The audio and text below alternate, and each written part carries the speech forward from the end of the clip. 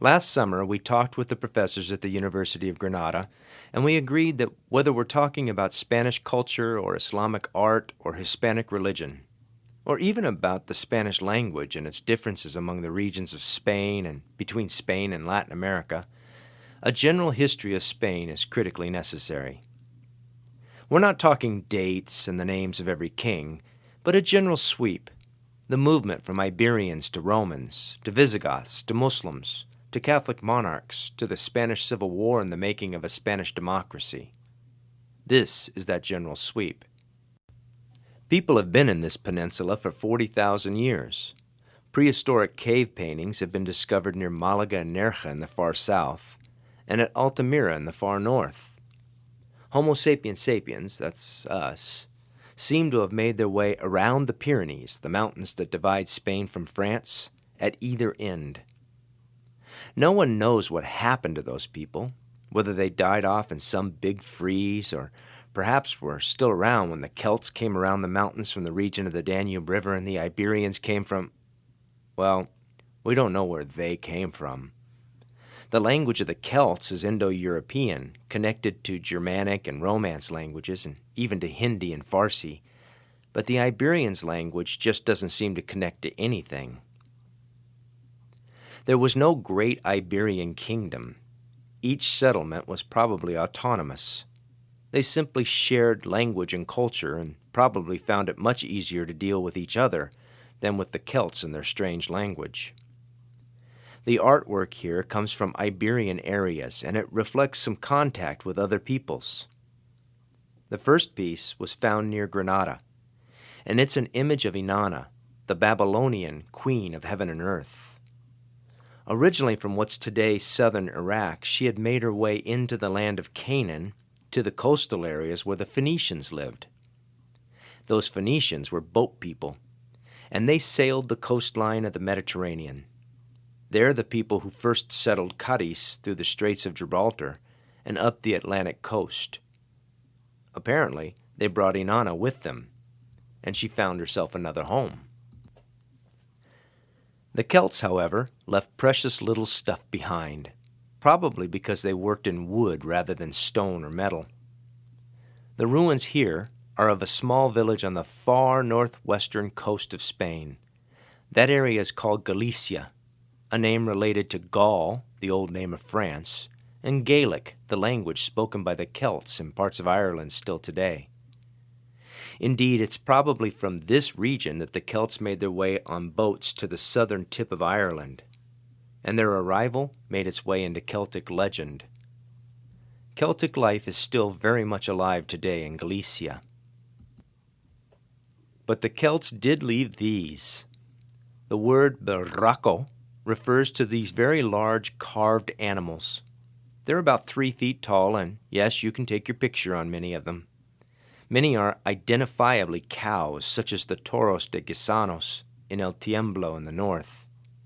This one might be a badly carved cow, or it might be a pig. The Celts certainly liked pork. Other peoples were drawn to the peninsula as well. The North African city of Carthage, which is today the city of Tunis, was originally settled by Phoenicians, and thus those people found many welcome sites in the Iberian Peninsula. Soon they expanded their power well beyond Carthage, fashioning an empire that crossed the Mediterranean. But as Rome began expanding its own domain, the two empires became natural rivals. The Punic Wars started in 264 BCE, and by 201, Rome had asserted control over the whole peninsula, which they called Hispania. Rome settled many of their soldiers who had been wounded in the Punic Wars beside the river we now call the Guadalquivir, which is the Arabic for Rio Grande. The Romans called the new settlement Italica, or Hispalis, a name which was taken from the Phoenician word for lowlands, spal.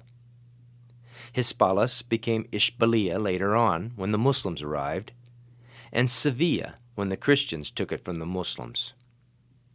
Italica is easily visited with a 20-minute bus ride from Sevilla.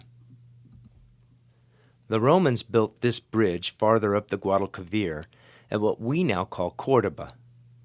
This represents a theme I'll stress all semester. Spain, especially Andalusia, is continually adding to its heritage, and very little is left behind completely. It applies to bridges, the language, the architecture, the music, and so much more.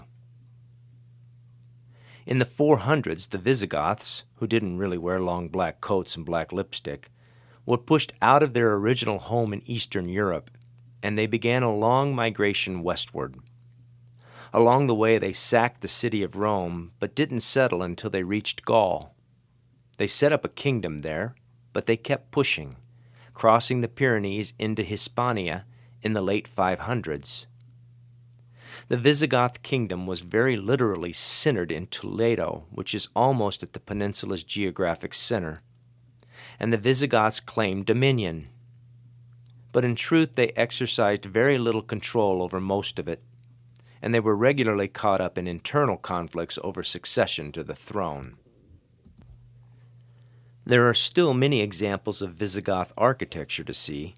The church on the left is classically Visigoth, while the one on the right, located in the far north of the peninsula, was originally a recreation center that was part of a royal complex, and when it was remodeled as a church, it included a mirador with arches that are very similar to the arches used in the Great Mosque of Córdoba, and after that, used in many other Islamic projects.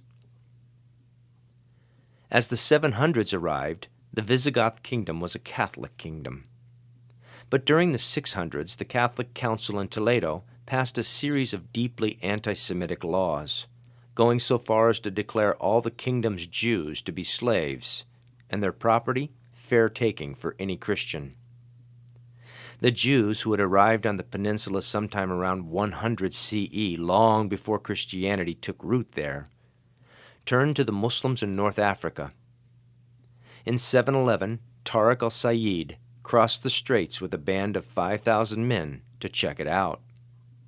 What he found was a Visigoth kingdom in utter disarray, and within a year, nearly the entire peninsula was under Islamic rule. To understand what happens next, we have to consider a political change 3,000 miles away. In 750, the Islamic Empire was the largest ever known, and ruled by the Arab Umayyad dynasty of Damascus. But the Abbasids, with roots in Persia, defeated the Umayyads that year and assumed control. They invited the defeated Umayyads to a reconciliation dinner. When they were all together, the doors were locked, and the Abbasids slaughtered the entire Umayyad family. Or so they thought. What happens next is the stuff of a thriller film. Abd-ar-Rahman, the son of the caliph by a concubine, escaped along with his brother and his nephew. But by the time they got to the Euphrates River, the Abbasids had run them down, and only Abd-ar-Rahman and his servant Bedr avoided the assassins. The Abbasids dogged Abd-ar-Rahman through Palestine, Egypt, and across North Africa. Finally, he was at the end of the empire, in Morocco, and the Abbasids pressed close. Abd-ar-Rahman fled across the straits to the Iberian Peninsula. There, some who were loyal to the Umayyads joined him, and 5 years after he fled from Damascus in 755, he defeated the ruler at Córdoba. The Abbasids didn't follow, and Abd-ar-Rahman had won his own kingdom, which he called Al-Andalus. Abd-ar-Rahman I spent his 30-some years in power fighting battles to cement his position. His time was not the great cultural advance his dynasty would one day create, but he did have the great mosque built immediately across the street from his residence. Very little remains of that palace today. In the 15th century, it was dramatically rebuilt as the bishop's palace. Recently, however, the palace baths were unearthed and now serve as a museum. Al-Andalus reached its zenith in the 900s under Abd-ar-Rahman III and his son Al-Hakam II. Córdoba had become the largest city in Europe and by far the ornament of the world. Al-Hakam II had a library of 400,000 books, and all across Europe the new royal palace Medinat al-Zahra was famous for its magnificence. But all that was to be stunningly short-lived. When Al-Hakam died, his son was only 12, and Al-Mansur schemed his way into the position of chancellor. He was remarkably good as a military leader. Al-Andalus was never more powerful and stable. But he hated Al-Hakam's intellectual side, and after Al-Hakam died, Al-Mansur burned most of the library. Worse, by the time Al-Mansur died in 1006, the dynasty was in complete shambles. 10 more people ascended to the throne over 27 years, until in 1036, the Caliphate at Cordoba came to an end. Al-Andalus disintegrated into dozens of smaller Muslim kingdoms. With numerous Christian kingdoms in the north, the peninsula saw a period of Muslim-Christian, Muslim-Muslim, Christian-Christian war, oftentimes with alliances across religious divides. Moreover, the dynamic inside the kingdoms was often most severe for the Jews. For 300 years they had lived a golden age as part of Al-Andalus. Then in 1013, that exploded in a massacre of Jews in Cordoba. And in 1066, another massacre took place in Granada. Ironically, many Jews fled to the Christian kingdoms. Toledo, which had been taken by the King of Castile in 1085, was one of those safe havens. Another was Sevilla, which fell to the Castilian king Ferdinand III in 1247. The Castilian rulers were enamored by the culture they encountered in victory, and they took pride in continuing to nurture the idea of the three cultures. When Ferdinand III died, his epitaph was inscribed in 4 languages: Arabic, Hebrew, Latin, and Castellano. The taking of Cordoba in 1236, Jaén in 1246, and Sevilla in 1247 was all made possible by the victory at Las Navas de Tolosa in 1212, when the combined forces of Castile, Aragon, Navarre, and Portugal defeated the Berber Almohades, who had invaded from Morocco in their defense of Islam. Soon, Granada was the only Muslim kingdom remaining on the peninsula. Granada, including both the city and the region around it, survived 260 years more, although the Christians nibbled at its edges. Granada actually served the Christian Castilians as a buffer between the Christians and the always pressing Moroccans, and it was an important trading partner with Castile and other kingdoms, in spite of the tensions. In 1482, however, Isabel and Fernando launched the Granada War in the mythic quest of Reconquista.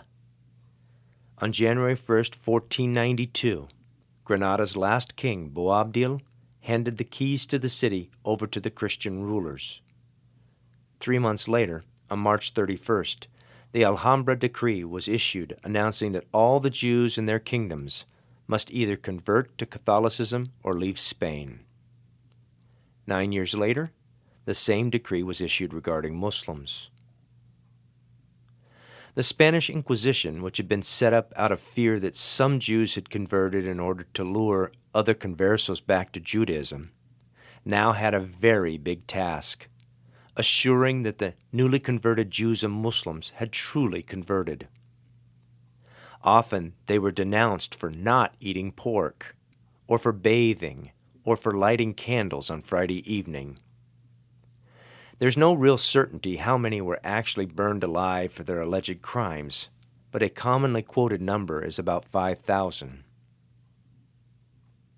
While still in Granada, Isabel met with Christopher Columbus one last time, without Fernando present. Whereas Fernando had denied Columbus's request for backing, Isabel gave it to him. Many now recognize that he was not the first European in the Americas, but his discovery of new lands gave Spain the resources to be the world's great power, although that too was to be short-lived. When Isabel died, Fernando was left as the King of Aragon, and their daughter Juana was the Queen of Castile. 2 years later, when Juana's husband Philip died, Fernando had Juana declared mentally unstable, confined her to a nunnery, and ruled Castile in her place. When Fernando died, Juana's son Carlos assumed the rule of both kingdoms, although Juana, now called La Loca, was still alive and still officially the queen. Complicating things even further, Carlos was not Spanish, but rather Flemish. No matter. Carlos oversaw the exploration and conquest of the new lands, but even with all that wealth pouring in, by the time he abdicated the throne in 1556, Spain was on the brink of bankruptcy. As billions of dollars worth of gold, silver, and other New World materials poured in, Spain was in financial crisis. When Philip II succeeded his father Carlos, he was unable to meet the expenses of increasing warfare with England, France, and within Spain itself, the Moriscos, the Muslims who'd been forced out of power, into the church, and into the status of third-class citizens. After a 3-year war, the king defeated the Moriscos and forcibly repopulated them in various parts of Spain in order to dilute their power. Indeed, the monarchy has rarely been a blessing for Spain. The shift from Habsburgs to Bourbons in 1700 threatened the rest of Europe so deeply that Spain was plunged into almost endless warfare. In 1808, Napoleon's forces occupied Spain, and Napoleon's older brother was declared the king. One interesting outcome was that the name Hispania was first used in 1812 in Spain's first constitution. Sadly, as the French were driven out in the name of freedom, though, Spain's king rejected the constitution. An attempt at a monarchy-free republic in 1873 and 74 failed, and Spain simmered for another half-century. In 1931, a second republic was declared. The king was deposed, and Spain held free elections. But the new government pushed hard for radical social change, and many in Spain were convinced that it had overreached. Over the next 5 years, the government lurched back and forth, trying to find a balance. In 1936, several generals finally asserted themselves as the solution. The Republic's government in Madrid tried to face down the threat, but the insurrection controlled large segments of the country and had the support of Hitler's German forces. People from other parts of Europe and the U.S. volunteered for the Republic, but it wasn't enough. In 1939, Generalissimo Francisco Franco was in power. Franco was anti-communist, nationalistic, and authoritarian. All opposition was outlawed.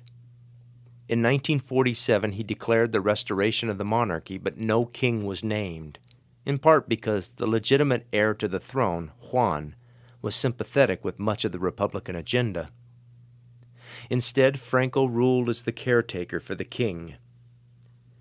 In 1969, he named Juan's son Juan Carlos as the successor, but with the provision that Juan Carlos would only take the throne after Franco had died. When that finally happened in 1976, Juan Carlos quickly embraced the democratic path for Spain. Today, Spain continues to blend its past with the new. Jews and Muslims have been welcomed back. There are 50,000 Jews in Spain again and new mosques in many cities. The largest Buddhist stupa in the world is in Malaga. Spain was the first country to legalize gay marriage and boasts the world's largest gay pride parade in July. It faces challenges. The unemployment rate nationwide is 27% in May 2013. But there have been victories. The soccer team is the reigning world champion, and their music and film scenes are cutting edge. Many, especially in southern Spain, are embracing their identity as the land of Convivencia.